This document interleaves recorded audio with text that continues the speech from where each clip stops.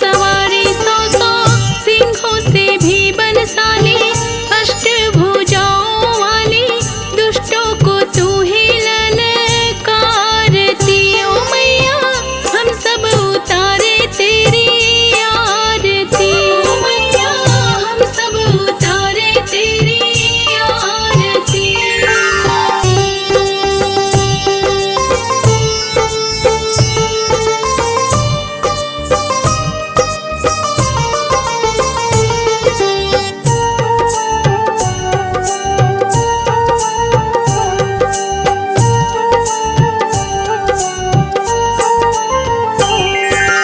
माँ बेटे का है इस जग में बड़ा ही निर्मल नाता, बड़ा ही निर्मल नाता। पूत कपूत सुने हैं पर ना माता सुनी कुमाता, माता सुनी कुमाता। माँ बेटे का है इस जग में बड़ा ही निर्मल नाता, बड़ा ही निर्मल नाता। पूत कपूत सुने हैं पर ना माता सुनी कुमाता, माता सुनी कुमाता। सब पे करुणा दर्शाने वाली, अमृत बरसाने वाली, दुखियों के दुखड़े निवारती। ओ मैया हम सब उतारे तेरी आरती। ओ मैया हम सब उतारे तेरी आरती।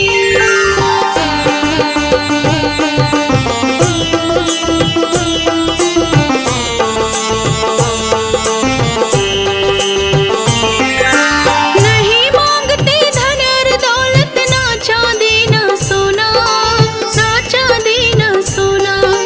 हम तो मांगे माँ तेरे मन में एक छोटा सा कोना, एक छोटा सा कोना। नहीं मांगते धन और दौलत, ना चांदी ना सोना, ना चांदी ना सोना। हम तो मांगे माँ तेरे मन में एक छोटा सा कोना, एक छोटा सा कोना। सबकी बिगड़ी बनाने वाली, लाज बचाने वाली, सतियों के सत्य को संवारती। ओ मैया हम सब उतारे तेरी आरती। ओ मैया हम सब उतारे तेरी आरती।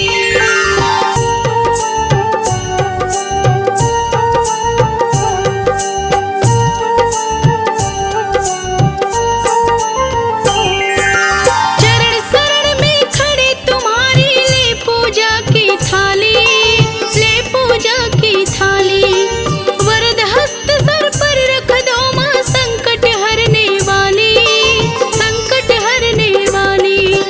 चरण शरण में खड़े तुम्हारी, ले पूजा की थाली, ले पूजा की थाली। वरद हस्त सर पर रख दो माँ, संकट हरने वाली, संकट हरने वाली। माँ भर दो भक्ति रस प्याली, अष्टभुजाओं वाली, दुखियों के दुखड़े निवारती। ओ मैया हम सब उतारे तेरी आरती। ओ मैया हम सब उतारे तेरी आरती।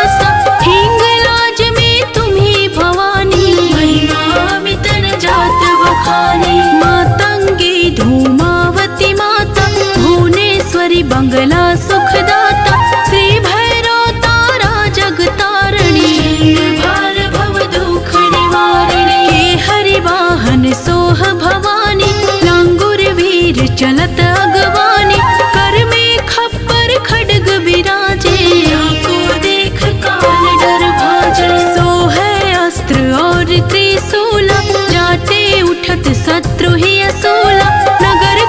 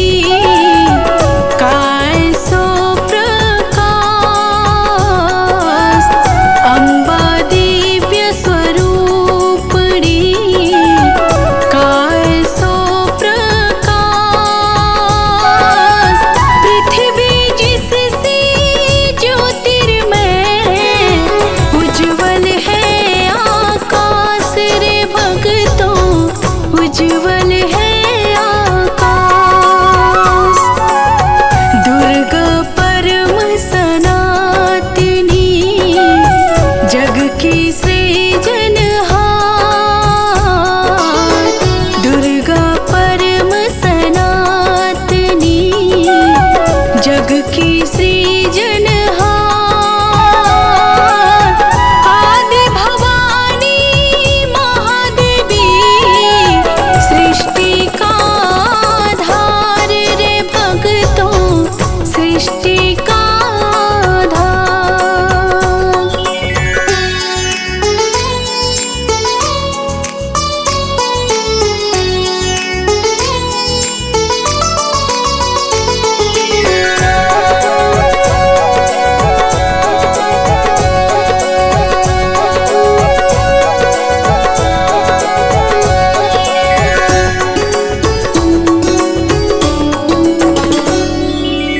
सत्य मार्ग पर दर्शिनी, न्याय का ये उपदेश।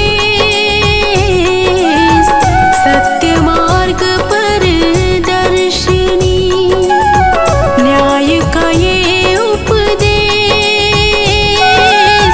मन से करता जो मनन, उसके कटे कलेश रे भक्तों, उसके कटे कलेश।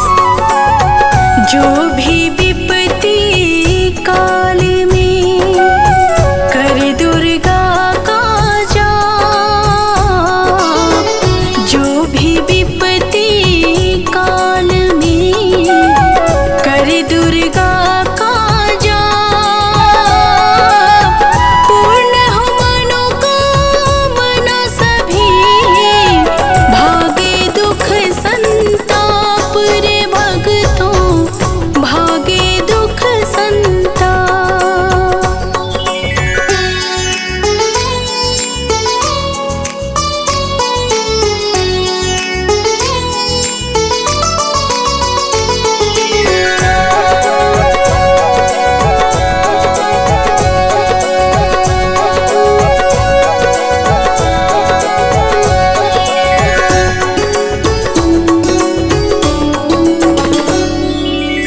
उत्पन्न करता विश्व की शक्ति अपरंपार,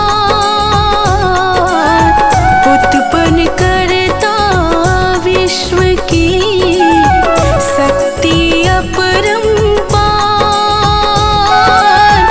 इस कार्य जो करे भव से उतरे पार रे भक्तों, भव से उतरे पार। दुर्गा शोक विनाशिनी, ममता का है रूप। दुर्गा शोक विनाशिनी, ममता का है रूप। सती साध्वी संतवती, सुख की कलानूप रे भक्तों, सुख की कलानूप।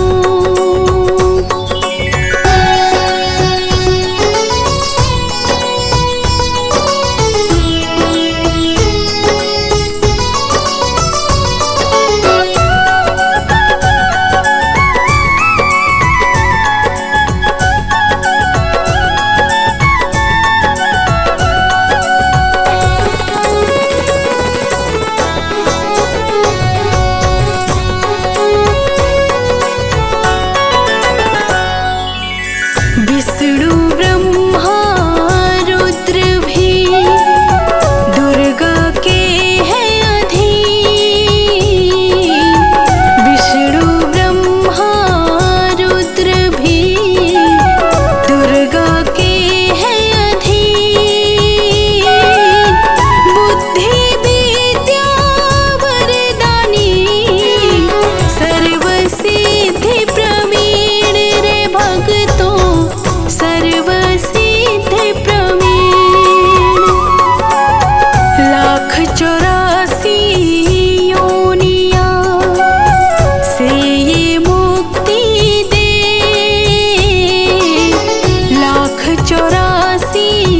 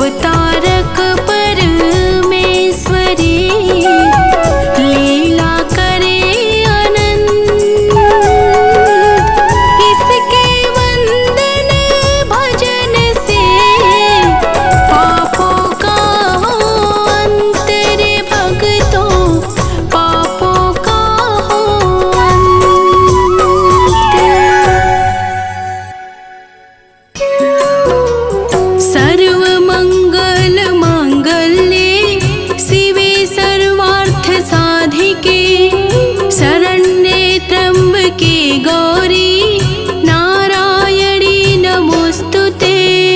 सर्वमंगल मांगल्ये शिवे सर्वार्थ साधिके शरण्ये त्र्यम्बके गौरी नारायणी नमोस्तुते।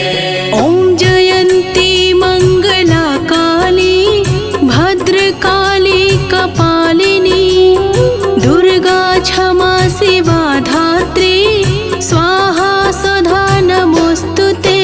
ॐ जयन्ती मंगला काली भद्रकाली कपालिनी दुर्गा क्षमा शिवा धात्री स्वाहा स्वधा नमोस्तुते।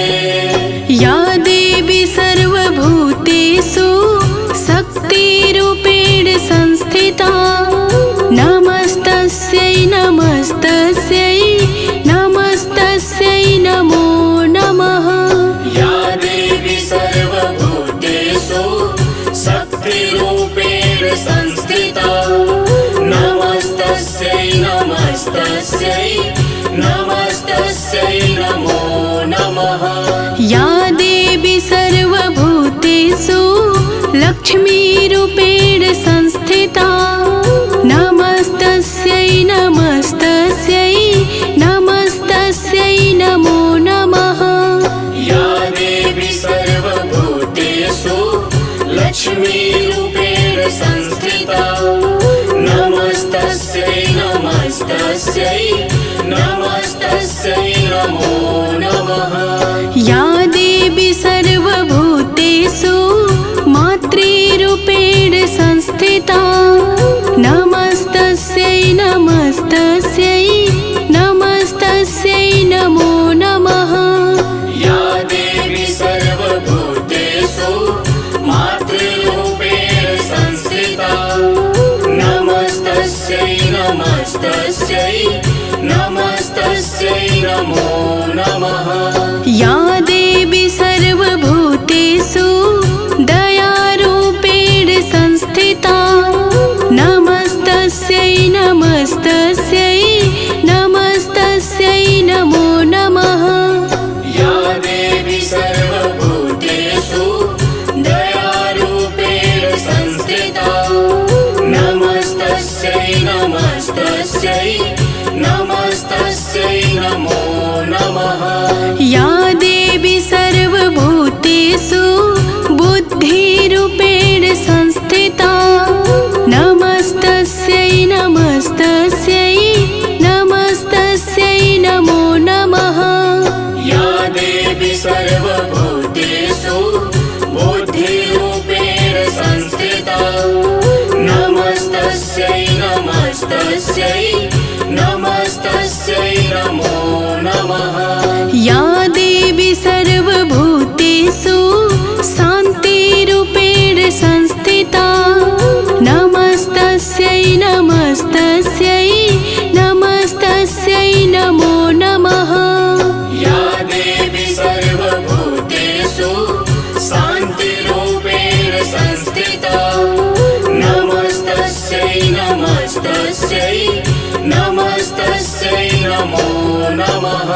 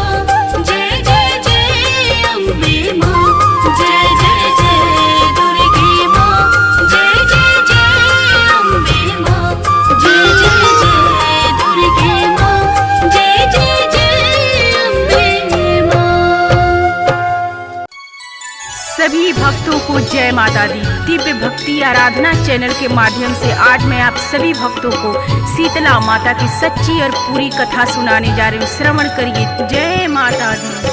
अमर कथा है शीतला माँ की, सुन लो भक्तों ध्यान लगा। देवलोक से चली भवानी, चली धरा पर बनी सहार। गगन मंडल से मात शीतला, पृथ्वी लोक की प्रस्थान। ढूंढ रही माँ अपना मंदिर, गाँव डोंगरी राजस्थान। ढूंढ रही माँ अपना मंदिर, गाँव डोंगरी राजस्थान। कौन मेरी पूजा करता है, कौन मुझे करता है ध्यान। कहीं नहीं मेरा मंदिर, चौरा देख रही घर बार। घूम रही थी माँ गलियों में, देख रही हर घर दरबार। सहसा छत से उबला पानी, चावल का फेंकी एक नार। सहसा छत से उबला पानी, चावल का फेंकी एक नार।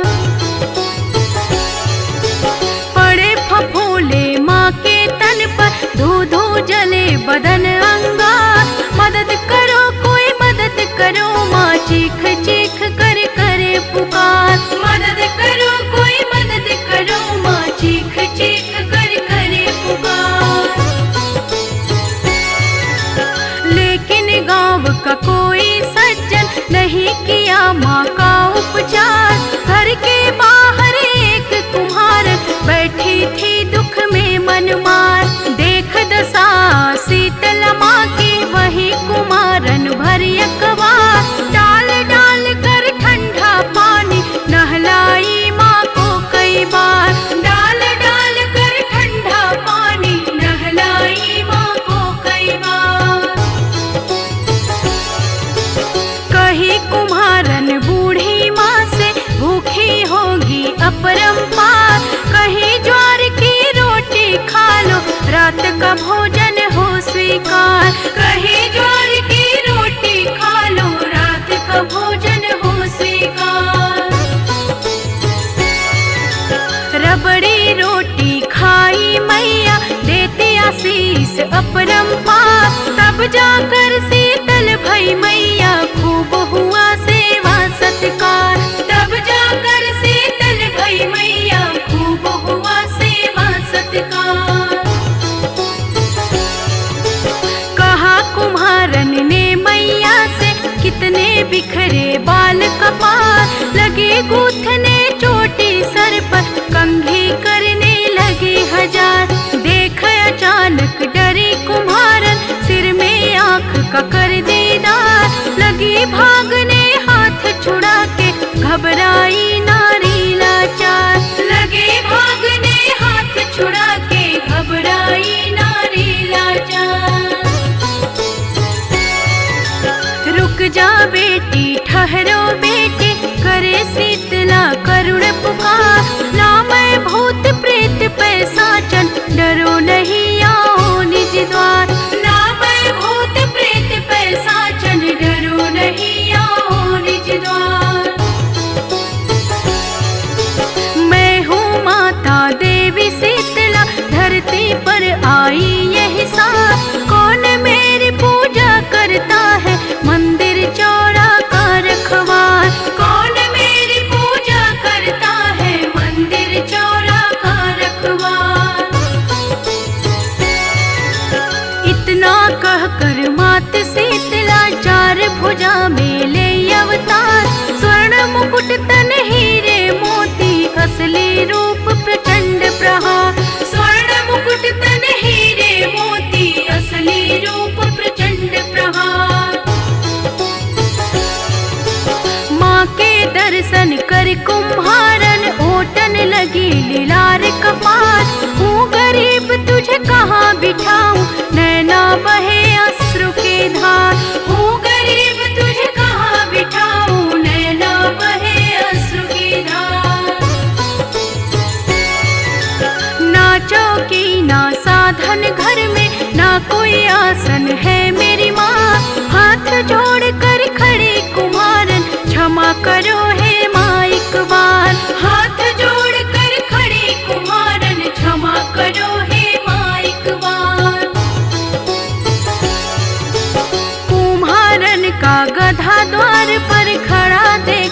रहा श्रृंगार।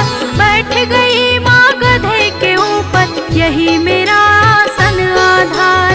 बैठ गई माँ गधे के ऊपर यही मेरा आसन आधार। एक हाथ में झाड़ू दूजे डलिया लेकर करे विचार। झाड़ू झाड़ भर फेंक के डलिया करे गरीबी का निस्तार। झाड़ू झाड़ भर फेंक के डलिया करे गरीबी का निस्तार। तेरी भक्ति से प्रसन्न हूँ मांगो वर कोई तुम खार। हाथ जोड़ कर कही कुमारन डुमरी गाँव में करो निवास। हाथ जोड़ कर कही कुमारन डुमरी गाँव में करो निवास। जैसे मेरी दीन दशा का मैया तूने किया निवार। इसी तरह इस गाँव लोक का कर दो मैया बेड़ा पार। इसी तरह इस गाँव लोक का कर दो मैया बेड़ा पार। होली बाद सप्तमी के दिन जो भी करे भक्ति सत्कार। दही वस्त्र ठंडा जल ढारे उसका होए स्वप्न साकार। दही वस्त्र ठंडा जल ढारे उसका होए स्वप्न साकार। नारी सुहागन सदा रहे वह गोद भरे अन्न धन भंडार। पुरुष चढ़ावे फूल नारियल सुखी रहे उसका परिवार। पुरुष चढ़ावे फूल नारियल सुखी रहे उसका परिवार। बेटी तेरा वर हो पूरा देती पूजा का अधिकार। गाँव सेल की डोंगरी में मैया का मंदिर सुख द्वार। गाँव सेल की डोंगरी में मैया का मंदिर सुख द्वार।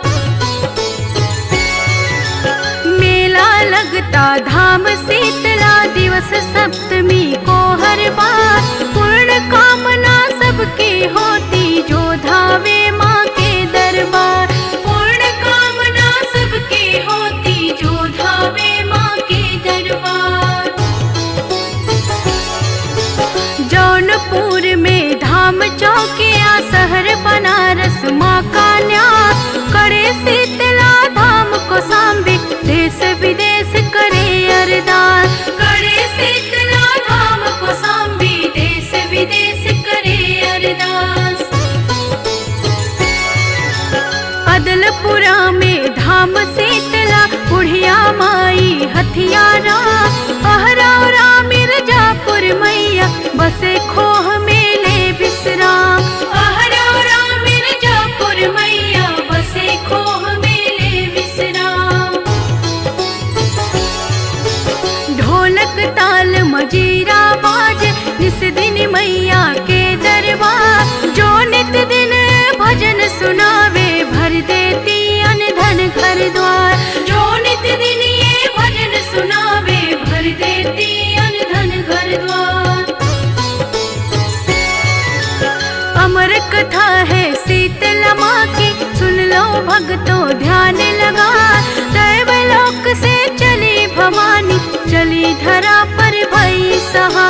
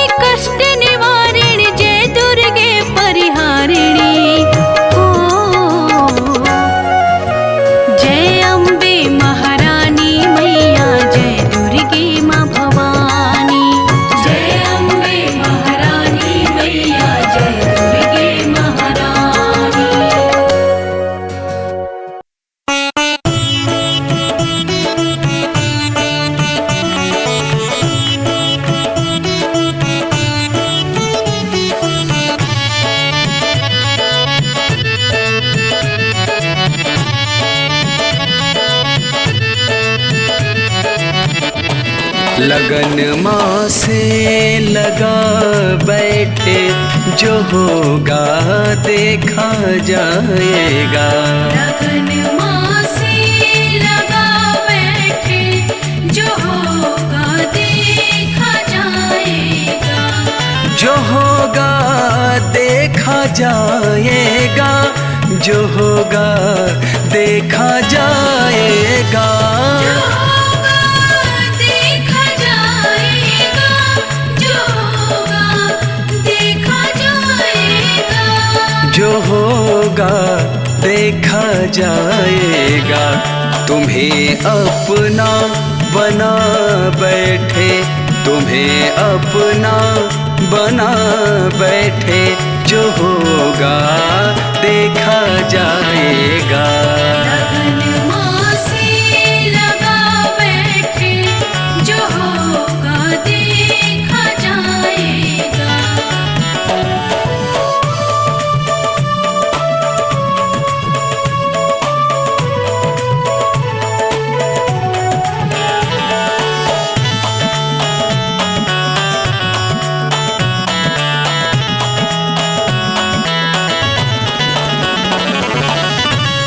दीवाने बन गए माँ के, तो फिर दुनिया से क्या मतलब। दीवाने बन गए माँ के, तो फिर दुनिया से क्या मतलब। दीवाने बन गए माँ के, तो फिर दुनिया से क्या मतलब। दीवाने बन गए माँ के, तो फिर दुनिया से क्या मतलब। तो फिर दुनिया से क्या मतलब। तेरी गलियों में आ बैठे, तेरी गलियों में आ बैठे, जो होगा देखा जाएगा। लगन माँ से लगा बैठे, जो होगा देखा जाएगा।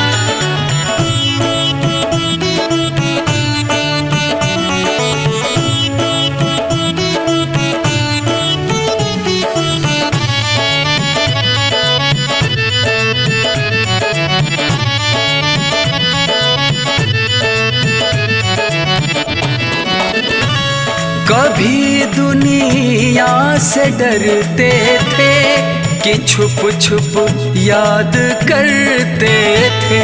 कभी दुनिया से डरते थे, कि छुप छुप याद करते थे। कभी दुनिया से डरते थे, कि छुप छुप याद करते थे। कभी दुनिया से डरते थे, कि छुप छुप याद करते थे। कि छुप छुप याद करते थे। लो अब पर्दा हटा बैठे, लो अब पर्दा हटा बैठे, जो होगा देखा जाएगा।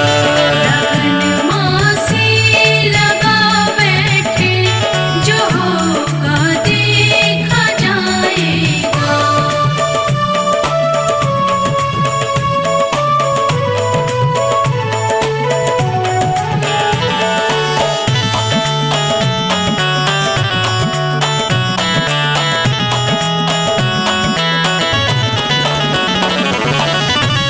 कभी ये ख्याल था दुनिया हमें बदनाम कर देगी। कभी ये ख्याल था दुनिया हमें बदनाम कर देगी। कभी ये ख्याल था दुनिया हमें बदनाम कर देगी। कभी ये ख्याल था दुनिया हमें बदनाम कर देगी। हमें बदनाम कर देगी। शर्म अब बेच खा बैठे, शर्म सब बेच खा बैठे, जो होगा देखा जाएगा। लगन माँ से लगा बैठे, जो होगा देखा जाएगा। जो होगा देखा जाएगा, जो होगा देखा जाएगा। देखा जाएगा, जो होगा देखा जाएगा। जो होगा देखा जाएगा। तुम्हें अपना बना बैठे, तुम्हें अपना बना बैठे, जो होगा देखा जाएगा। लगन माँ से लगा बैठे, जो होगा देखा जाएगा। लगन माँ से लगा बैठे, जो होगा देखा जाएगा।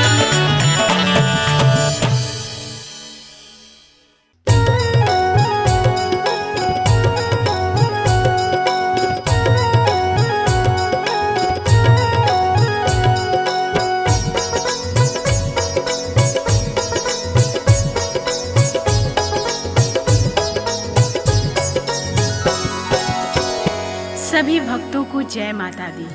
आइए आज आप सभी को माता वैष्णो की अमर कथा को बताती हूँ और श्रवण कराती हूँ। जय माता दी। माँ वैष्णो जी की अमर कहानी का इतिहास सुनाती हूँ।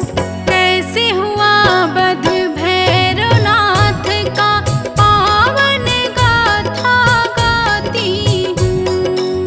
कैसे हुआ वध भैरवनाथ का पावन गाथा गाती हूँ।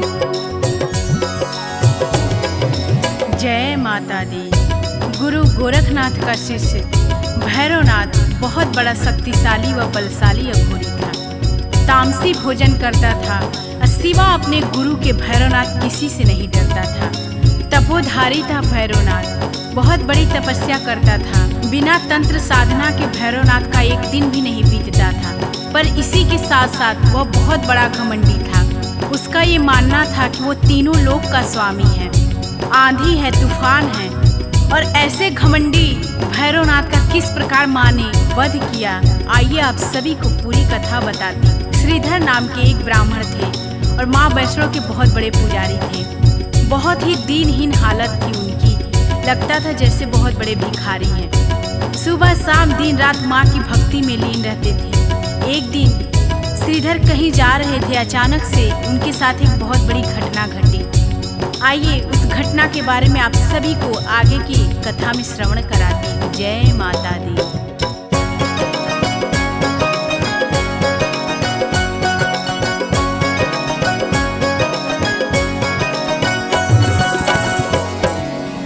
श्रीधर ने जो कुछ भी देखा, आपको वही दिखलाती हूँ। माँ वैष्णो जी की अमर कहानी का इतिहास सुनाती हूँ। माँ की धुन में श्रीधर पंडित कहीं जा रहा था पैदल। सुनसान रास्ता वीरान था, होने लगी थी अजब हलचल। छन छन की आवाज से बज रही थी जैसे कोई पायल। सुन के आवाज पायल की श्रीधर होने लगा पागल। कन्या रूप में वैष्णो रानी के दर्शन करवाती हूँ। माँ वैष्णो जी की अमर कहानी का इतिहास सुनाती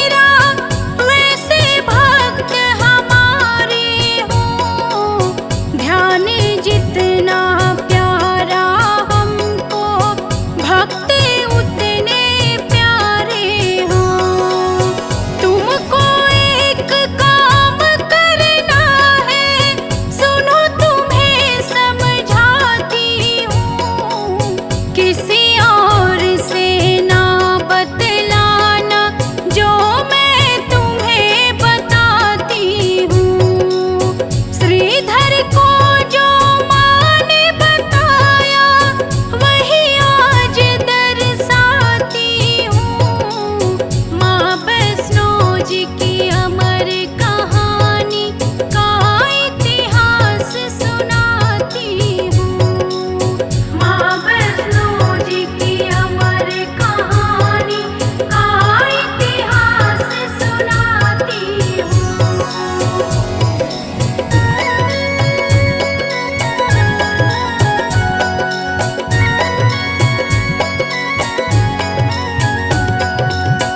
अपने घर में श्रीधर तुमको भंडारा करवाना है। आस पास में जितने गांव हैं सबको तुम्हें बुलाना है। गोरखनाथ को नेह निमंत्रण श्रीधर जाके दे आना। उनसे कहना भैरवनाथ को साथ में अपने ले आना। अंतर ध्यान हो गई कह के फिर क्या हुआ सुनाती हूँ। माँ वैष्णो जी की अमर कहानी का इतिहास बताती हूँ। माँ वैष्णो जी की अमर कहानी का इतिहास सुनाती हूँ।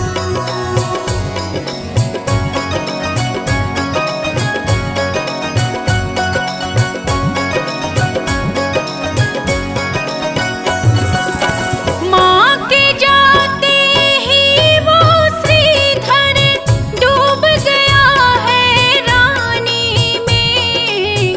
भंडारे की कह के माता डाल गई परेशानी में। दीनहीन निर्धन ब्राह्मण मैं कैसे करूँगा भंडारा। रहा देखता माँ के चरण चिन्ह खड़े खड़े वो बेचारा। भंडारा कैसे करवाऊँ खुद ही मांग के खाता हूँ। माँ वैष्णो जी की अमर कहानी का मैं सार सुनाती हूँ। माँ वैष्णो जी की अमर कहानी का इतिहास सुनाती हूँ।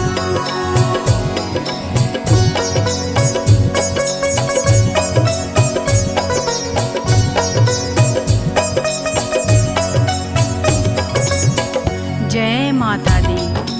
इतना कहकर माता अंतर ध्यान हो जाती हैं और श्रीधर बेचारा बहुत ही चिंता में पड़ जाता है। और माता के कहे अनुसार श्रीधर सबको न्योता देने के लिए प्रत्येक गांव में जा जा के सबको निमंत्रण देता है कि मेरे घर माँ वैष्णो का भंडारा है, आप सभी को आना है। और माता के कहे अनुसार गोरखनाथ और उनके शिष्य भैरव को भी निमंत्रण देने के लिए श्रीधर उनके आश्रम में पहुंचता है।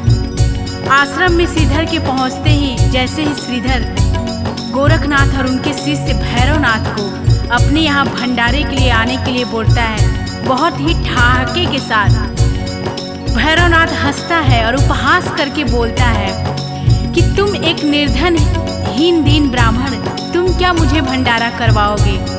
मैं जहाँ भी भंडारे के लिए जाता हूँ खाने, वहाँ पे भोजन अपने आप ही कम पड़ जाता है। अरे जब इंद्र ने मुझे भंडारे में मेरा पेट नहीं भर पाया तो तुम क्या मेरा पेट भर पाओगे? भैरवनाथ की बात सुन करके श्रीधर चुपचाप वहाँ से चले आते हैं और आखिरकार भंडारे का दिन भी सामने आ जाता है। भंडारे वाले दिन सभी लोग, जितने लोगों को श्रीधर ने निमंत्रण दिया था, सभी बारी बारी से श्रीधर के दरवाजे पे आना स्टार्ट कर देते हैं। और फिर गुरु गोरखनाथ जी भी अपने शिष्य भैरवनाथ के साथ श्रीधर के दरवाजे पे पधारते हैं। सभी भंडारे के इंतजार में पात में बैठ जाते हैं और तभी ठहाका लगा करके भैरवनाथ बहुत तेज से हंसता है और श्रीधर का उपहास करता है। तभी गोरखनाथ जी क्रोध में होते हैं और बोलते हैं कि ए भैरव, तुम इस तरीके से श्रीधर का उपहास मत उड़ाओ।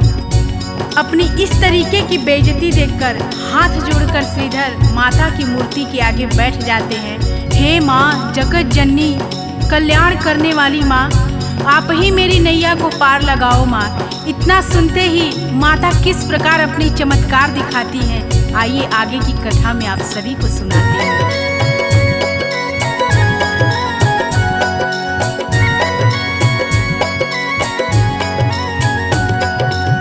प्रकट हो गई कन्या रूप में, सुन के व्यथा जगत जननी।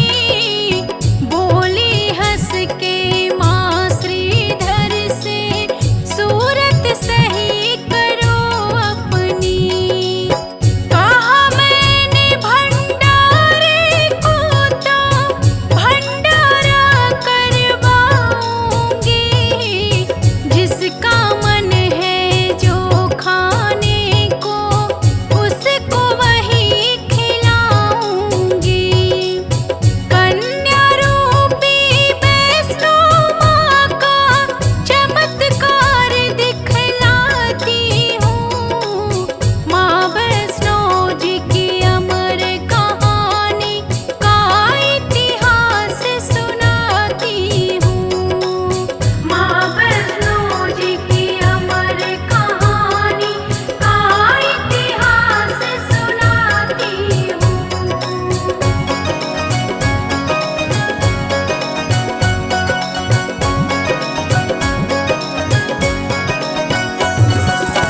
श्रीधर को संग लेके कन्या सबके बीच में आती है।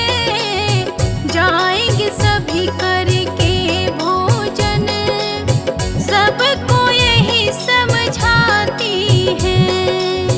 तेज देख के उस कन्या का भैरव डूबा अचरज में। कौन है ये अद्भुत सी कन्या, भैरव डूबा अचरज में। गोरखनाथ समझ गए सब कुछ, आगे कथा बढ़ाती हूँ। माँ वैष्णो जी की अमर कहानी का इतिहास सुनाती हूँ। माँ वैष्णो जी की अमर कहानी का इतिहास सुनाती हूँ।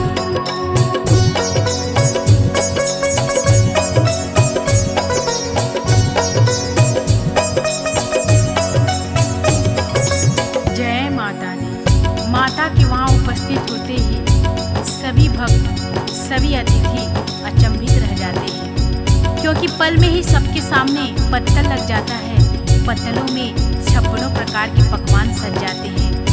सभी पेट भर करके हंसी खुशी आनंद होकर सभी पकवानों का आनंद उठाते हैं। लेकिन भैरवनाथ शंका में डूब जाता है कि आखिर कौन है ये इतनी तेज वाली अद्भुत सी कन्या, जो कि इस गरीब निर्धन ब्राह्मण के घर में आकर के इतना बड़ा भंडारा करवा रही है। तभी गरज करके भैरवनाथ बोलता है कि हे कन्या, मैं मांस और मदिरा का भोजन करता हूँ। अगर हमको ये खाना नहीं मिला, हमको ये भोजन नहीं मिला, तो मैं इस भंडारे से रुष्ट होकर के चला जाऊंगा और तुझे श्राप दे दूंगा। इतना सुनते ही क्रोध में आकर माता बोलती हैं कि हे भैरव, ये वैष्णव का भंडारा है और ये एक ब्राह्मण के घर का भंडारा है। ये तुम्हारा आश्रम नहीं है जहाँ पे तामसी भोजन चलता है। तो तुमको अगर खाना है तो खाओ, नहीं तो इसी तरह से वापस लौट जाओ।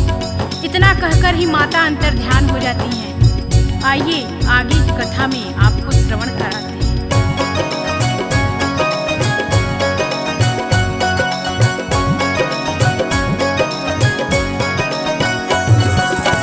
गोरखनाथ से बोला भैरव, आज्ञा मुझको दो गुरुवर। कौन थी कन्या, कहाँ से आई, पता लगाता हूँ जाकर। साधा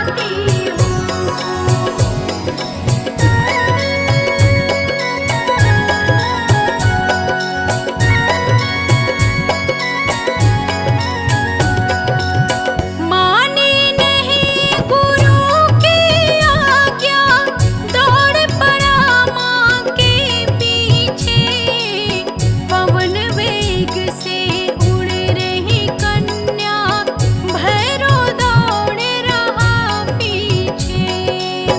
पर्वत और आकाश मार्ग से होती हुई चली माता, पीछे पड़ाया घोड़ी भैरव, नेत्र से अग्नि बरसाता। पवन पुत्र वीर लांगुर जी की अनुपम छटा दिखाती हूँ। माँ वैष्णो जी की अमर कहानी का इतिहास दिखाती हूँ। माँ वैष्णो जी की अमर कहानी का इतिहास सुनाती हूँ।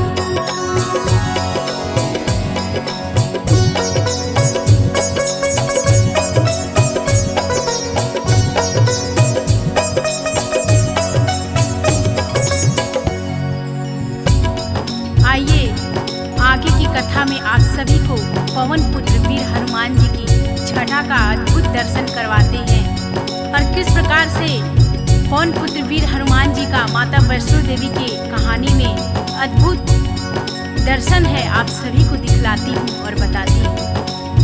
पर्वत की एक शिला पे वीर लांगुर हनुमान जी बैठे रहते हैं और माता के और भैरवनाथ के जो खेल चल रहा है उसको बहुत ही भली भांति जानते हैं और माता को पहचान जाते हैं वीर लांगुर हनुमान जी की ये माँ वैष्णो है। और जो ही माता उनके पास पहुँचती है, वीर हनुमान जी के पास में नतमस्तक होकर के माता को प्रणाम करते हैं और बोलते हैं, हे जगत जननी जगदम्बा माँ, जो भी आज्ञा हो इस बालक के लिए सो आप कहिए।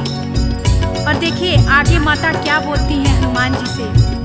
बोलती हैं, हे पवन पुत्र हनुमान सुनो, पीछे पीछे हमारे दुष्ट भैरवनाथ आ रहा है और मैं गुफा के अंदर प्रवेश करने जा रही हूँ और जब तक मैं गुफा के बाहर ना आ जाऊँ तब तक तुम इस गुफा के द्वार की रखवाली करते रहना। इतना कह कर के माता गुफा के अंदर चली जाती है और पीछे पीछे पवन वेग से भैरवनाथ भी वहीं पे आ जाता है और गुफा के आगे पवन पुत्र का पहरा लगा रहता है। जैसे ही पवन पुत्र को भैरवनाथ देखता है, बहुत ही क्रोध से बोलता है, ए बंदर, हट तू, यहाँ से मुझे अंदर जाना है। हनुमान जी भैरव से बोले, कौन है तू दुष्ट, क्यों यहाँ आया है? लगता है तेरा काल खींच करके यहाँ लाया है। तुझे पता नहीं है कि तू यहाँ पे किस लिए आया है? तेरा आज अंत होगा। इतना सुनते ही क्रोध में भैरवनाथ बोलता है कि तू बंदर होकर के मुझे मारेगा। और आइए बड़ा ही सुंदर वर्णन है माता की अद्भुत शक्तियों का और किस प्रकार से माँ ने भैरवनाथ का वध किया। आगे की कथा में आप सभी को श्रवण कराती हूँ।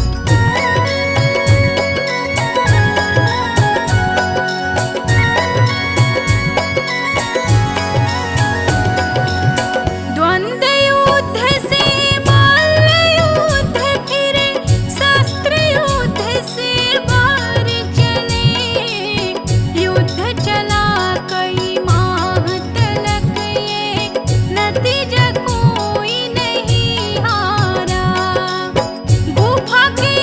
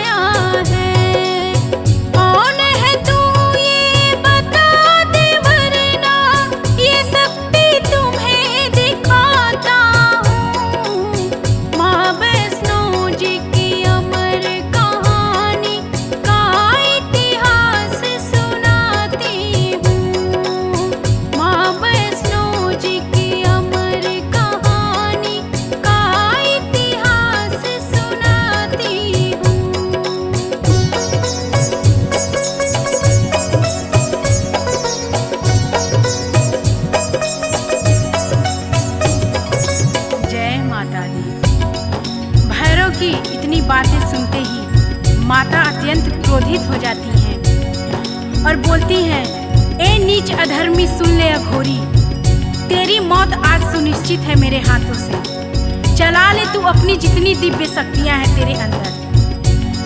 फिर माता का और भैरव का द्वंद्व युद्ध हुआ और फिर माता ने त्रिशूल चलाया और जैसे ही माता का त्रिशूल चलता है वैसे ही शैतान भैरव का शीश कट के तुरंत वहीं पृथ्वी पर गिर जाता है। सर्वहीन धर जैसे ही पृथ्वी पर पड़ता है बोल रहा है, माँ क्षमा करो, दया करो माँ, हे जगत जननी माँ, मैंने आपको पहचानने में बहुत बड़ी भूल कर दी। मैं अहंकार में था, मैं आपको नहीं पहचान पाया माँ कि माँ आप वैष्णो माँ हैं। आप मुझे दंड दो माँ, उद्धार करो माँ, क्षमा करो माँ। और आइए आगे क्या होता है आप सभी को कथा में श्रवण करा दूं।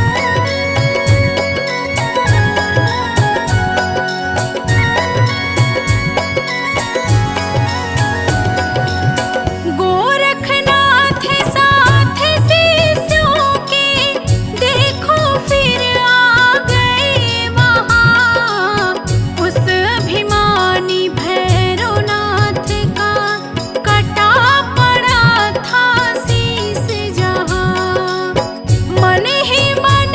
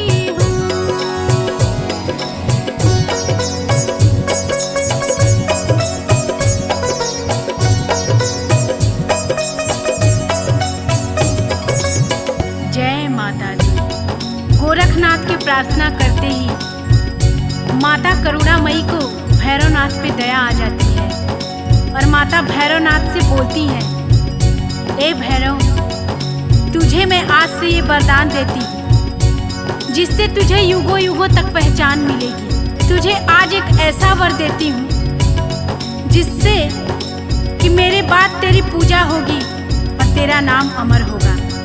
और माँ ऐसा वरदान देती है कि अगर मेरे दर्शन करने के बाद जो तुम्हारा दर्शन नहीं करेगा उसकी यात्रा और उसका दर्शन अधूरा रह जाएगा। मेरा दर्शन करे या ना करे पर तेरा दर्शन जरूरी है। भैरव बोला, धन्य हुआ माँ, अब मैं सूर्य लोक को जाता हूँ।